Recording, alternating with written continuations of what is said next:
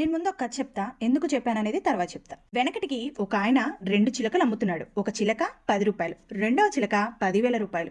వాటిని విడిగా అమ్మను, 2 కలిపే కొనుక్కోవాలి అన్నాడు. ఈ 2 చిలకలు తెల్లవారుజామున మాట్లాడతాయని చెప్పాడు. ఒక రాజు ఈ రెండిటిని కొన్నాడు. ముందుగా 10,000 రూపాయల చిలకను తన మందిరంలో ఉంచాడు. తెల్లవారుగానే కౌసల్య సుప్రజ రామ అని పాడింది. ఆ చిలక అలా పాడగానే మురిసిపోతాడు రాజు. మరునాడు 10 రూపాయల చిలకను ఉంచుతాడు తన మందిరంలో. అది దుర్మార్గుడా, దున్న పొతులా నిద్రపోతున్నావు అని అంది. అది విన్న రాజుకు ఆగ్రహం వచ్చేస్తుంది. దీన్ని తీసుకుని వెళ్లి పీక కోసి అవతల పారేయండి, దీని అమ్మిన వాడిని తీసుకురండి అన్నాడు. అమ్మినవాడు ఏం చెప్తాడంటే, అయ్యా, ఒక చిలక భాగవతుల ఇంట పెరిగింది, ఇంకొక చిలక దుర్మార్గుడి ఇంట పెరిగింది అని అంటాడు. మన ఇంట్లో ఏదైతే మాట్లాడతామో మన పిల్లలు కూడా అదే మాట్లాడతారని ఈ కథలోని భావం. కనుక పిల్లలున్న చోట ఆతితూచి మాట్లాడాలి. ఇప్పుడు నేను ఎందుకు చెప్తున్నానంటే, ఇంతకు ముందు నా పక్కన వాళ్ళ ఇంట్లో ఇదే జరిగింది.